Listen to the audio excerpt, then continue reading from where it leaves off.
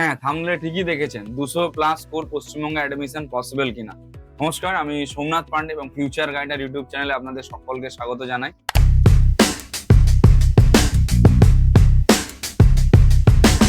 যেটা আজকে বলবো যে 200+ স্কোর এসেছে ছেলের বা 178+ স্কোর এসেছে ছেলের বা আমার স্টুডেন্টের, সেই ক্ষেত্রে কি কোনো রকম ভাবে পশ্চিমবঙ্গে অ্যাডমিশন নেওয়া পসিবল ম্যানেজমেন্ট কোটাতে? হ্যাঁ, অবশ্যই পসিবল।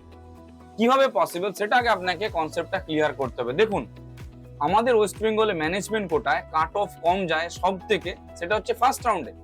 আপনাকে ফার্স্ট রাউন্ডে কোনো না কোনো একটা কলেজে অ্যাডমিশন নিতে হবে। অ্যাডমিশন আপনি নিলেন, নেওয়ার পর আপনি আপগ্রেডেশন করুন, আপগ্রেডেশন করিয়ে থার্ড রাউন্ড পর্যন্ত যেতে পারেন। এবারে অনেকেরই ধারণা এখানে যে এটা তো সবাই করে, তাই আমরাও অ্যাজ ইউজুয়াল এটাই করবো, করে এগোবো। এখানে অনেক বিষয় রয়েছে। দেখুন, 200+ করে আপনার কিন্তু কেপিসি আসবে না, কোনো মতে আসবে না, আপনি সেটা ভালো মতো করেই জানেন। এবারে ধরুন আপনি সেকেন্ড পজিশনে একটা কলেজ রেখেছেন, যেই কলেজটা হচ্ছে আইকিউসিটি বা জগন্নাথ গুপ্তা। সাপোজ আপনি যখন কলেজে যাবেন অ্যাডমিশন নিতে, আপনার যখন অ্যালটমেন্ট লেটার ওইখানে কলেজের আধিকারিক দেখবে যে এই বাচ্চাটা 2 নম্বর পজিশনে আইকিউসিটি মেডিকেল কলেজ ছিল, তাহলে এই বাচ্চাটা আমাদের কলেজে বাই অপশন এসেছে, অন্য কোনো কলেজের অ্যাডমিশন হওয়ার কিন্তু চিন্তা ভাবনা ছিল। তাহলে সেই ক্ষেত্রে কলেজ আপনাকে ডিনাইও করতে পারে অ্যাডমিশনের জন্য, আবার অনেক সময় ডকুমেন্টস এর কোনো রকম ইস্যু দেখিয়ে আপনাকে ঠেলে সরিয়ে দিতেও পারে। তাহলে এই জন্য আমাদের কি করা উচিত? সবার শুরুতে যেটা করা উচিত সেটা হচ্ছে যে, যদি আমি মনে করি এই বছর অ্যাডমিশন নেবই, আমার অ্যাডমিশন এই বছর নেওয়ার মানসিকতা রয়েছে, তাহলে আমাকে আগে থেকে কলেজের সঙ্গে সারেন্ডার বা সেটেলমেন্ট করে রাখতে হবে যে আমি আপনার কলেজে অ্যাডমিশন নেব, তার জন্য যাবতীয় যা যে ফর্মালিটিস রয়েছে সেগুলো আমরা ফিল আপ করতে চাই। কলেজ আপনাকে বাই অফিসিয়ালি কিছুই বলবে না এবং এটা আনঅফিসিয়ালিও কোনো কাজ নয়। তাই কি করা উচিত?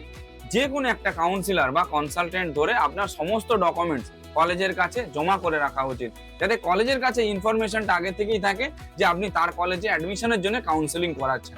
এইবারে তার কলেজ আপনি 2 নম্বরে রাখুন বা 3 নম্বরে রাখুন বা 4 নম্বরে রাখুন, ডাজ নট ম্যাটার। তার কারণটা কি? কারণটা হচ্ছে যে আপনি আগে থেকেই তাকে কনফার্মেশন দিয়ে দিয়েছেন যে আমি আপনার কলেজে অ্যাডমিশন নেব। এবারে আপনি অন্যান্য কলেজে ট্রাই করছেন, সেক্ষেত্রে তারা সেটাই ভাববে যে আপনি অন্যান্য কলেজে ট্রাই করছেন ঠিকই, কিন্তু এই কলেজেই আপনি অ্যাডমিশন নেবেন, যেহেতু আপনি আগে থেকে সারেন্ডার করে রেখেছেন।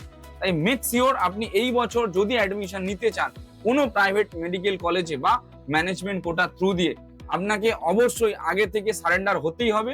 যদি সারেন্ডার না হন, সেই ক্ষেত্রে ভবিষ্যতে অ্যাডমিশনের সময় গিয়ে বা অ্যাডমিশনের টেবিলে কোনো রকম ভাবে কোনো কমপ্লিকেশন তৈরি হতে পারে। আপনার যে ফাইল রয়েছে, অর্থাৎ যে ডকুমেন্টেশনের কাজ রয়েছে, সেগুলো প্রপার ওয়েতে কমপ্লিট করে ডকুমেন্টেশনের এজ বাইন্ডিং করে আপনি অ্যাডমিশনের জন্য প্রিপারেশন নিন, যদি আপনি এই বছর মনে করেন আপনার বাচ্চাকে অ্যাডমিশন করাবেন। এবং এর জন্য যে কোনো একটা কাউন্সিলর বা কনসালটেন্টের সঙ্গে আপনারা যোগাযোগ করুন। যদি মনে হয় যে আপনারা আমাদের সঙ্গে জুড়তে চাইছেন, তাহলে আমাদের সঙ্গে জুড়তে পারেন। আমরা একদম স্বল্প ফিসের বিনিময়ে কাউন্সেলিং প্রোগ্রামটা করিয়ে থাকি এবং কলেজের যে কমিউনিকেশনটা সেটাও আমরা করিয়ে দিই। অ্যাডমিশন রিগার্ডিং যদি কারো কোনো হেল্প লেগে থাকে, আপনারা আমাদের সঙ্গে কনসাল্ট করতে পারেন। আমরা রয়েছি সব রকম দিক থেকে আপনাদের হেল্প এবং গাইডেন্স প্রোভাইড করার জন্য। Thank you.